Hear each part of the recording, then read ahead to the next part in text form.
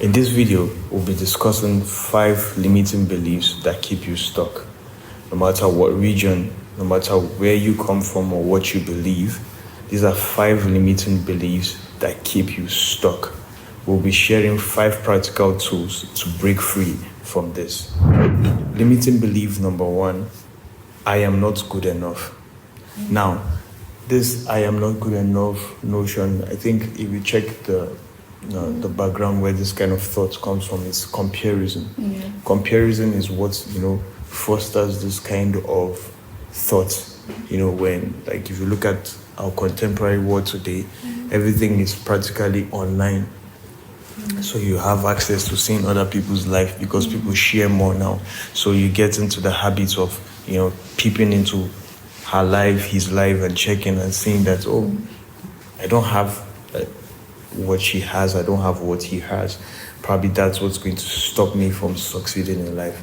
But you see, that's a very bad limiting belief. Comparison is the number 1 killer of dreams. If you want to kill your dreams, compare yourself with other people.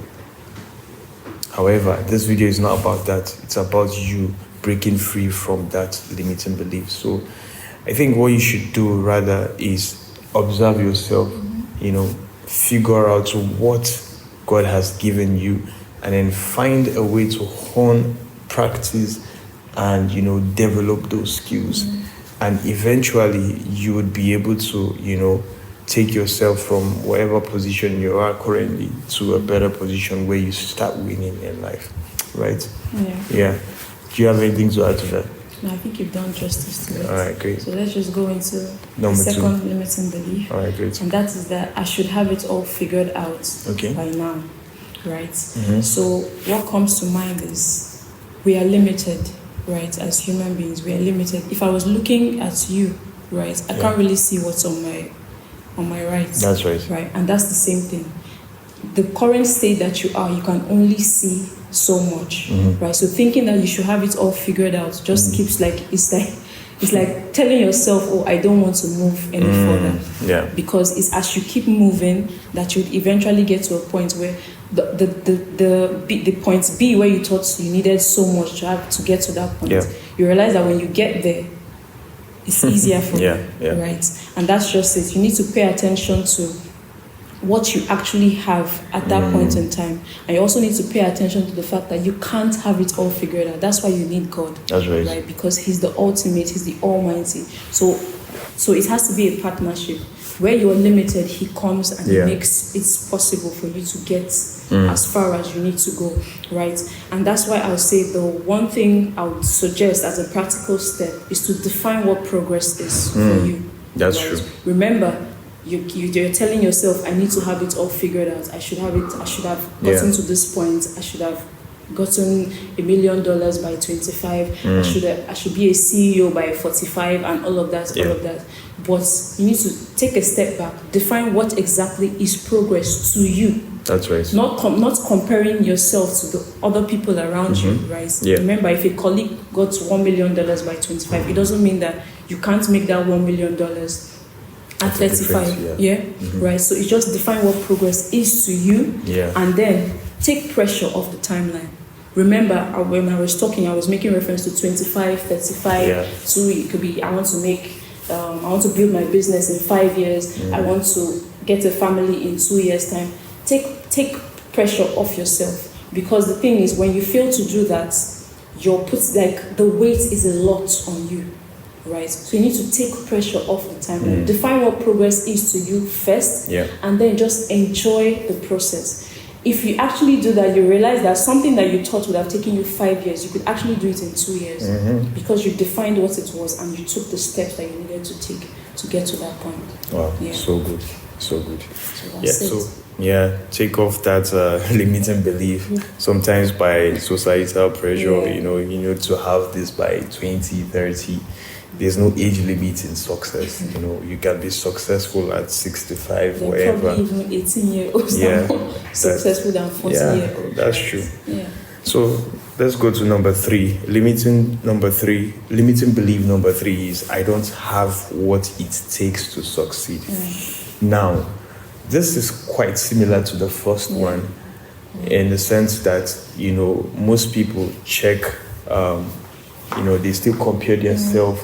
Maybe they see someone who has more vocabulary prowess, they know how to conjure words together, or probably they are, they have like a taller structure, or whatsoever thing that maybe whoever they're comparing themselves with, have an advantage over themselves, and they fail to look inward, right?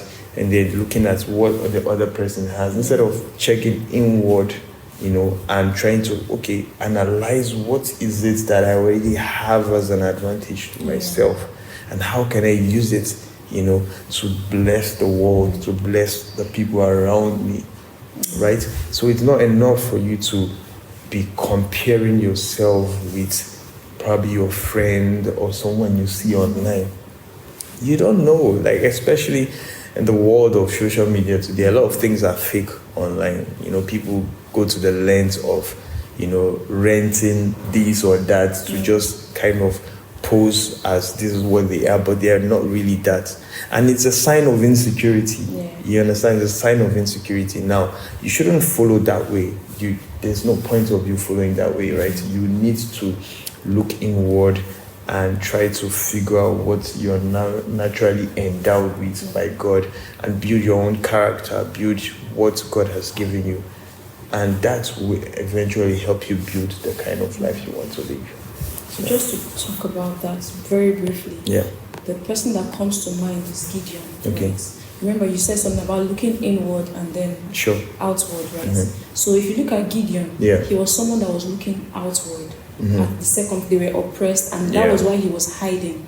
He couldn't see that there was something he had as an advantage within him. And even when God came to him and said, "Mighty man of valor," he was still trying to figure out what exactly God was talking about.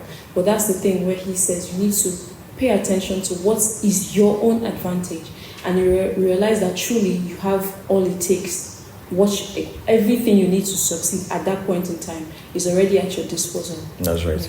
So a very practical step to this is commit to learning every day. I'll share a personal example of my own life. When I found out that I was, in this, I was dwelling in this temple, one thing I had to do for myself was I made a personal decision to learn every day. I made a commitment, even if it's 5 minutes a day. I make sure that a day doesn't go by without learning anything, be it on YouTube or interaction with someone who is wiser than me, or through books. Just make that personal commitment to learn every day, and you would see how much confidence you will find within yourself. Because you see, and that's just one of the practical ways you can get past this limiting belief. All right. So limiting belief number 4 is, what will people think? What will people think? I feel like this is the strongest one. We're all guilty of this. Like this one is. We're all guilty of this. I'm on this table, and if the table cracks, I fall down. Because there are certain points in life where you want to do something.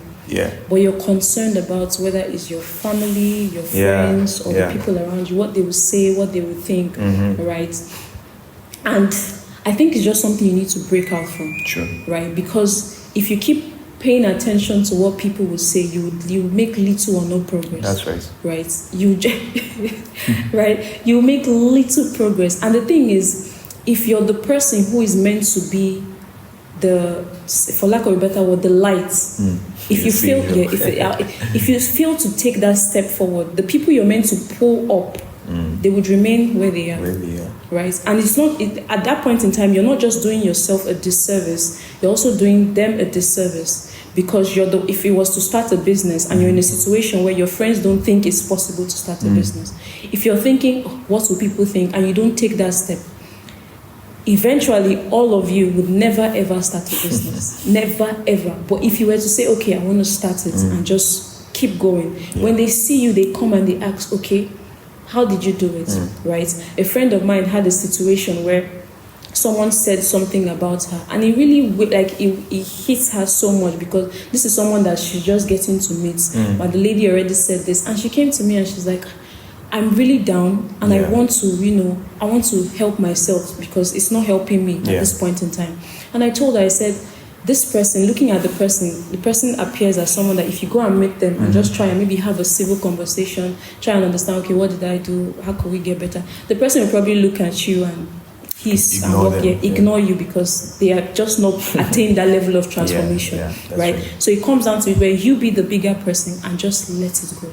So what I told her is be willing to let it go, but you can't do that on your own. So you now need to go and pray and ask God to help you, right? So it's a thing where what that person had said was bringing her down to a point where she was trying to shrink into who she is not, right?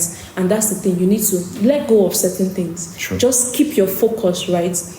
Remember, I gave an instance. If I was looking at you, I can't see what's here. So if my focus is on what I need to achieve, whatever anyone is saying, it's not valid, right? So just keep going.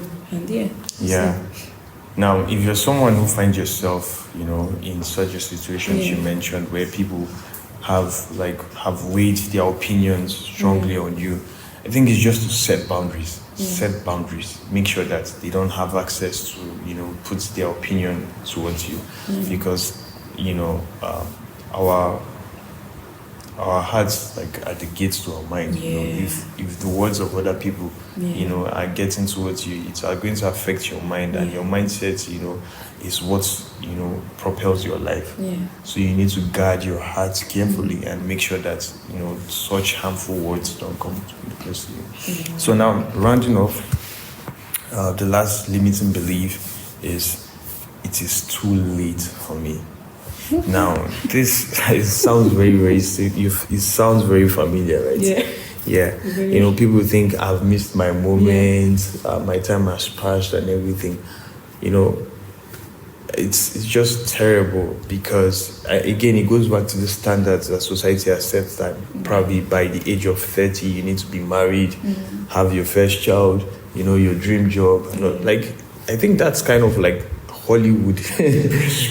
That's like movie in a realistic world, right? And then you see people, because of that, time pressure, they rush off to marry, they rush off to take so many decisions in their life because they are trying to mark that time. Don't get me wrong, there's nothing wrong with setting an expectation for yourself, but it shouldn't be based off pressure. What's the motivation? What's the motivation behind it? Don't say you need to get married before 30. Don't say you need to have, this by a certain age period just because of the societal pressure that comes with it. You make wrong choices because you're just trying to get there. So anybody who comes by, so if you're a lady or you're a guy, anybody who comes to you and say hello, you just be like, okay, this is a sign from God, I should get married. No, you need to take your time, figure out a lot of things and sort out yourself first. You can't have another person in your life if you don't even know yourself. We're not trying to, this is not a like marriage or relationship seminar, but really though, we young people, please get to know yourself and achieve, fulfillment in different areas of your life before you decide to commit to other people. When you don't have fulfillment in different areas of your life, like your purpose, your calling, and relationship, like that relationship with humans and other things, right? You're going to want to frustrate whatever probably marriage or relationship you get into, because you're going to want it to satisfy that need that it cannot satisfy. So you're not too late for anything. And even the Bible says that, God can restore the years that the locust and the cankerworm has eaten. He can restore. There's nothing God cannot restore. You must have that at the back of your mind. So if you're someone who believes that it's too late for you, I would like to tell you right now, take a chill pill, relax, analyze where you are currently, and see where you can pick things from off. You just need advantage. That's what you need. Right? Yeah. This one, I think it's happens to each and every person at certain levels of their lives, right? And the example that comes to my mind is Sarah. In the Bible, when God said, "Oh, you will have a child," she laughed because to her, time had gone. Right?